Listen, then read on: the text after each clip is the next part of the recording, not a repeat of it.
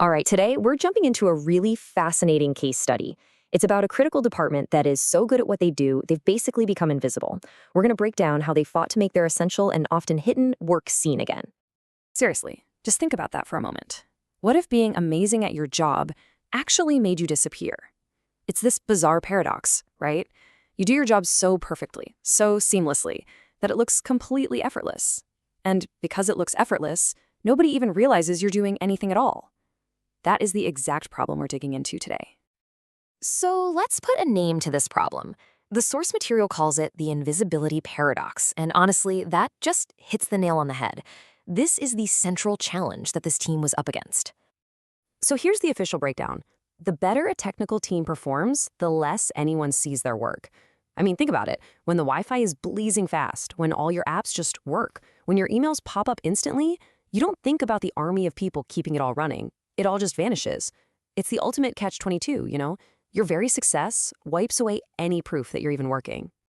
And if you want to see this in action, just look at this number, 99.7%.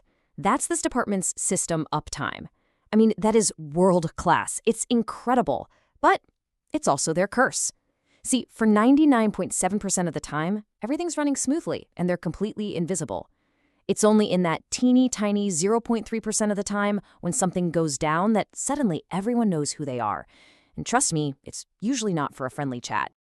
Okay, so you might be thinking, big deal, they don't get enough credit, but this isn't just about hurt feelings or missing out on a pat on the back.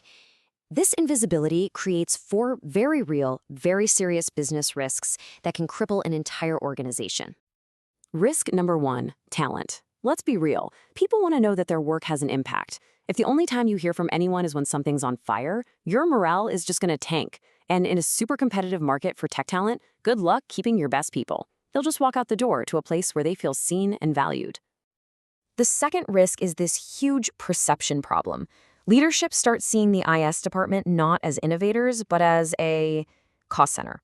You know, they're just another bill to be paid, like rent or electricity.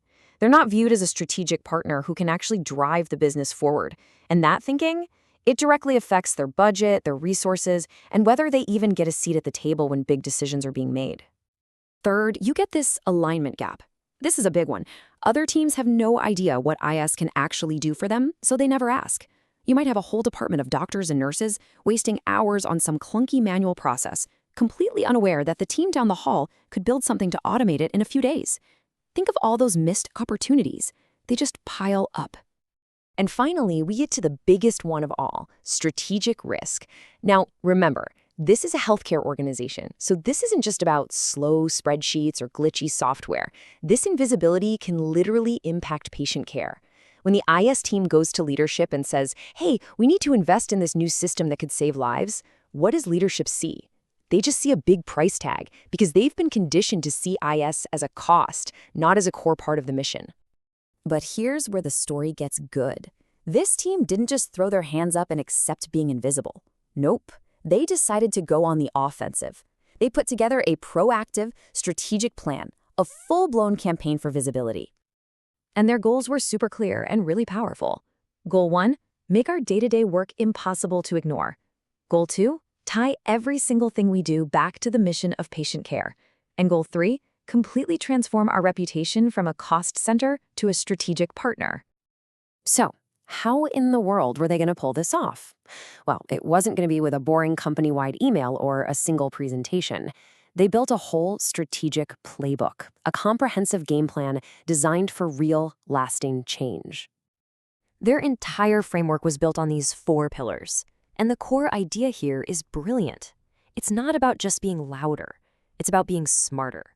It means talking to people in different ways, customizing what you say, and building real relationships that last. And this is where it gets really clever. Check out their targeted messaging strategy. They figured out that a one-size-fits-all message just doesn't work. So when they talked to doctors and nurses, they focused on patient care and safety. When they talked to the admin folks, it was all about making their jobs easier and more efficient. And for the C-suite, it was pure strategy, value, and mission. Ultimately, the entire point of this whole campaign was to make this journey, to go from being seen as just a cost to being seen as an absolutely essential partner. And the key was translating all that tech jargon into real-world impact. So EHR uptime wasn't just a number anymore. It became what allows a doctor to make a life-saving decision. Network optimization wasn't about megabits per second. It was about letting a patient in a small town see a top specialist. You see the difference? This reframing changes everything. And they were smart about this. They knew they couldn't just feel like it was working. They had to prove it with cold, hard data. So they set a key performance indicator, or KPI, proactive engagement. They aimed for a 20% increase in other departments coming to them for strategic help, instead of just calling the help desk when a printer jammed. And look, this wasn't some fuzzy dream. It was a concrete, step-by-step, 12-month plan. You can see it right here. They started with getting the big bosses on board. Then they established a baseline to see where they were starting from. After that, they built out regular communication channels and kept checking their progress every quarter. This was a real plan, built for real results. I think this quote from the source material just sums it all up perfectly. Every successful healthcare organization treats IT as a strategic enabler, not a utility service. It's that simple. Do you see your tech team as just another utility bill to pay, or do you see them as a powerhouse that can drive your mission forward? So, let's bring this home. This whole story was about an information services department, right? But the lesson here is so much bigger than that. It makes you wonder, who are the invisible teams in your organization? You know, the folks in HR, in finance, and operations who are absolutely crushing it every single day, but nobody notices? How many of them are out there? And more importantly, what incredible potential are we all missing out on simply because their work is hidden in the shadows?